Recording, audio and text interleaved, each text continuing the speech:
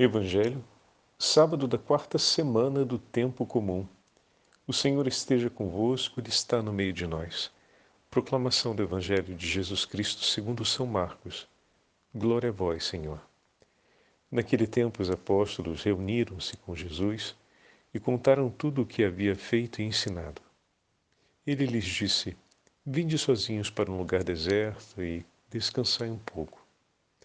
Havia de fato tanta gente chegando e saindo que não tinham tempo nem para comer. Então foram sozinhos de barco, para um lugar deserto e afastado. Muitos os viram partir e reconheceram que eram eles. Saindo de todas as cidades, correram a pé e chegaram lá antes deles.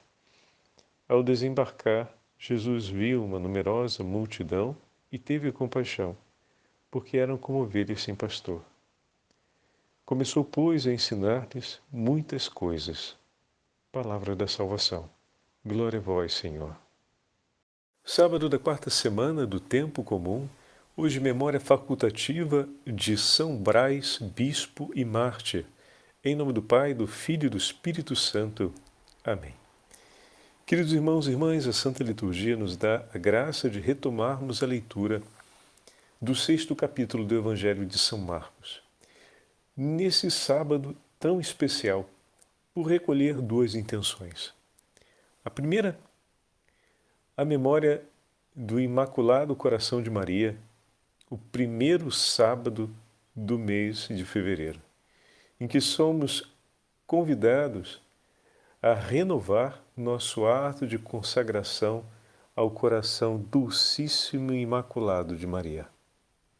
Mas também no dia de hoje, a Igreja no Brasil e no mundo celebra a memória de São Brás, bispo e mártir. E juntamente com essa memória se celebra o patrono dos radialistas e de todos aqueles que trabalham no campo da comunicação. Então hoje, de uma maneira muito especial, vamos rezar e pedir que o Senhor abençoe todos os comunicadores, todos os radialistas da nossa cidade que nos acompanham em diversos momentos do dia. É muito comum, quando estamos dirigindo, de ligando o rádio acompanhar a programação de alguma estação, ou até mesmo de mais de uma estação, de música ou de noticiário, enquanto nos deslocamos de um lado para o outro da cidade. O trabalho incansável dos radialistas nos ajuda a mantermos-nos informados sobre o trânsito, sobre o tempo, sobre as situações da nossa cidade, com as notícias mais imediatas. Nos ajuda também a ter um pouco de entretenimento nas viagens, com as músicas, além de tantas outras iniciativas de ordem cultural, formativa, como poder acompanhar concertos, palestras e tantas outras atividades que o rádio nos apresenta. Então, de maneira muito especial, vamos pedir que o Senhor abençoe e guarde todos os nossos irmãos e irmãs que trabalham na comunicação. Podemos incluir aqui a oração por todos os nossos amigos que trabalham nas diversas unidades e iniciativas da PASCOM. No Brasil, a Pastoral da Comunicação vai ganhando nomes diferentes em cada região do Brasil, mas na Diocese do Rio de Janeiro normalmente é conhecida como PASCOM, Pastoral da Comunicação. Então hoje, de maneira também muito especial, peçamos que o bom Deus possa abençoar todos os nossos irmãos e irmãs que trabalham nessa pastoral, movendo a comunicação na vida da nossa igreja doméstica, da nossa pequenina comunidade paroquial, A igreja doméstica, como nos fala os documentos da igreja, é a família, mas a nossa paróquia também funciona, também pode ser vista como uma pequena igreja doméstica dentro da nossa cidade, dentro da nossa diocese. Muitas dioceses são compostas de várias cidades. Então, peçamos que o bom Deus abençoe todos os nossos irmãos que colaboram com as iniciativas de comunicação nesses ambientes. E falando sobre o tema da comunicação, que chega até nós pela memória desse santo bispo, que em um determinado momento de sua vida, nós estamos falando da Armênia, então São Brás foi um bispo da região da atual Armênia, e em um determinado momento ele renuncia ao exercício do ministério episcopal para recolher-se na vida monástica cética. E ali conduz a sua história numa entrega de maior silêncio e intimidade com o nosso Senhor. Interessante que o Evangelho de hoje fala de Jesus que chama os discípulos para descansarem um pouco e procuram ir para um lugar mais afastado, mais deserto, para estarem na companhia do Senhor. E o que acontece? A multidão os precede e a urgência pelo cuidado, pelo pastoreio das almas, impele Jesus a lançar-se outra vez à missão de anunciar o Evangelho e de cuidar das ovelhas que estão cansadas e perdidas, abatidas sem pastor. Mas, quando li o Evangelho, logo após ter lido a vida de São Brás, de imediato me soou essa percepção do Senhor que se refugia no Evangelho, que se refugia no deserto, ou que tenta buscar uma região desértica para estar sozinho com os discípulos, para estar em uma maior intimidade e ter a oportunidade de descansar. Aqui a gente faz um parêntese que merece ser percebido. Descansar estando na companhia do Senhor. Cada vez que nós escolhemos nos recolher de uma maneira mais íntima na presença de Jesus, não tenha dúvidas, você está escolhendo um momento de grande descanso para a sua alma, para a sua vida. Não porque apenas você se desfaz daquele ritmo frenético do seu cotidiano para tirar aquela 1 hora, meia hora, 2 horas, ou quem sabe, se for um retiro espiritual, aquele 1 dia ou 2 de recolhimento com o Senhor, né? E a gente pode dizer, bom, isso em si já é um descanso. Bom, é um descanso como seria se você decidisse dormir, né? Mas não é esse tipo de descanso que ali você conquista. Se você deixa o seu ritmo frenético de vida e para por 1 dia ou 2 para fazer uma folga ou ir dormir, o máximo que você puder, você vai alcançar um descanso físico. Porém, recolher-se na companhia de Jesus nos dá a graça de conseguirmos não apenas um descanso físico, mas um descanso da alma. Vejam, meus irmãos e minhas irmãs, que grande tesouro, porque a cada domingo nós temos a graça de poder escolhermos essa hora de descanso. É tão curioso quando as pessoas falam que não tem tempo para ir à missa no domingo, porque o domingo é o dia do descanso, e daí organizaram a programação de descanso para poder aproveitar ao máximo o domingo, e a missa terminou ficando do lado de fora. Jesus amado, que grande perda, porque não tem descanso maior para a vida do homem do que estar na companhia daquele que pode de fato nos dar repouso para a alma. Vinde a mim todos vós que estáis afadigados, e o Senhor nos oferecerá repouso. O Senhor é aquele que olha a necessidade dos discípulos e deseja estar com eles recolhido a sós, para que eles possam descansar na sua companhia. Eles não tiveram a oportunidade a não ser aquela da viagem de barco. Jesus gostava muito de viajar de barco. Contava muito com esse modo de transporte para poder conquistar os lugares onde anunciava o Evangelho. Mas também tinha um amor especial não só pela funcionalidade do transporte, mas porque, se olhamos concretamente, é nessa a hora em que ele consegue ter um espaço de tempo maior a sós com seus discípulos. Olha que coisa, né?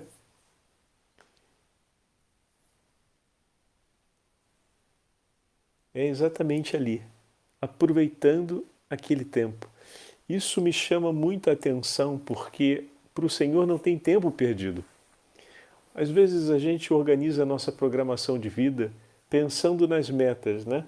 O que é justo, afinal, a gente organiza as coisas em base a isso. Então a gente tem uma meta. A meta de Jesus era chegar no deserto e se recolher com os discípulos um pouco mais. Imagina se eles fossem deixar para viver um espaço de estreitamento de laços só quando chegasse lá. E cada um fosse até o alcançar da meta, ocupado somente com as coisas que chamasse ao seu próprio interesse. Perderiam um tempo precioso de convívio entre eles porque aquela meta não foi alcançada tal como se pensava. Mas o tempo da viagem foi o tempo valiosíssimo. Era associado àquela meta, mas foi nesse tempo da viagem que eles terminaram vivendo aquilo que desejavam viver naquela meta que não foi alcançada tal qual foi pensada. Pensaram em descansar, mas não é que foram ocupados, fazendo cada um os seus próprios afazeres até chegar ao deserto e então ali se colocariam juntos para de fato descansar. Eles, durante a viagem, já foram convivendo, já foram dividindo a vida. Obviamente, uma viagem de barco não é tanto descanso do ponto de vista físico, mas fala daquele descanso da intimidade. Estar na intimidade com o outro descansa a alma. Estar na intimidade com Deus descansa a alma. E veja, eles estiveram assim durante uma viagem. Todo momento da nossa vida concreta, temos a oportunidade de estar na companhia de Deus e de descansar com Ele, descansar nele. Às vezes criamos essas expectativas de estabelecer aqueles tempos, né, privilegiados e olhamos com um valor um pouco menor para esses tempos intermediários que estão entre os tempos maiores, né? Meu tempo maior é o descanso. Um exemplo. Meu tempo maior e melhor é aquele de chegar em casa. Não vejo a hora de chegar em casa para poder parar um instante, para poder descansar um instante, para poder, por exemplo, fazer um minuto de oração, mas tem o tempo da sua viagem, entre sair do trabalho e chegar em casa. Às vezes chegar em casa vai te encontrar o problema lá do cano que quebrou, da torneira que não está funcionando, ou da resistência do chuveiro que queimou, agora que tem muito gás, né? Então, a vela que queimou do aquecedor, não tanta resistência, queimou lá a chama piloto, aí tem que trocar aquela pecinha. Rapaz, a dor de cabeça para trocar aquela pecinha e depois termina que até que se troque. Não tem direito como acender e aí acaba tomando banho frio. Pronto. Para quem tem problema com banho frio, o que não gosta muito, não é muito apaixonado pelo banho frio, vai ser realmente o descanso que tinha, que é começar com um bom banho relaxante. Pelo menos na programação seria essa a ideia, já foi por água abaixo. Então, aquele tempo da viagem, que não seja ele o tempo deixado de lado, mas um tempo de acontecimento possível para esse encontro com Deus, para essa companhia com Ele. Porque na programação, parar para rezar seria depois do banho e de um bom prato de comida quente. E aí você chegou em casa, está queimado, a chama piloto, você já não pode tomar o banho como você queria. O jantar está atrasado, depois não deu para preparar, acabou preparando uma outra coisa, você pensou que ia comer aquilo, agora não vai ser mais aquilo. E já são 2 desgostos. Quem disse que talvez vá conseguir parar mesmo para rezar com toda aquela programação que foi feita prévia, né? Às vezes não. E aí o Senhor passa e te dá aquela oportunidade de fazer uma viagem de carro um pouco mais tranquila e durante essa viagem de carro, por exemplo, aproveitar para dizer o terço. Falávamos ainda há pouco, né, dos radialistas e quantas gravações nós temos na internet de amigos que trabalham com a comunicação e que eu posso naquele momento também, ao invés de ouvir um programa, reouvir um programa gravado e dessa forma dar início já ali, naquele momento, a refletir um pouco mais na companhia do Senhor sobre as coisas que se passaram no dia. Às vezes a gente diz, bom, antes de dormir vou fazer o meu exame de consciência. Mas quem disse que talvez aquele momento em que você está ali parado no carro, no trânsito, não seja uma ocasião para você repassar um pouco os passos do seu dia? Porque às vezes de noite ainda tem tantas outras coisas para fazer que vai ser difícil parar com calma para fazer um bom exame de consciência sem que o sono chegue na frente e acabe ocupando o resto do seu tempo até o início do novo dia. Entende? E aí você tem aquele espaço ali no carro. Não era bem a meta que você pensou, mas é a ocasião que você tem, que o Senhor está te dando, para que seja uma ocasião de companhia com Ele. Aproveita, pega, não deixa passar. Conta a história que um dia uma mãe desesperada veio e com um filho que estava se sufocando e quase morrendo, pediu auxílio de São Brás, que vendo a agonia daquela mãe, a iminência da morte daquela criança, sufocada por uma espinha de peixe, ele então a abençoa e pede ao Senhor que ele a livre da morte, que a livre da morte, e de uma maneira extraordinária aquela espinha se solta e a criança não perece.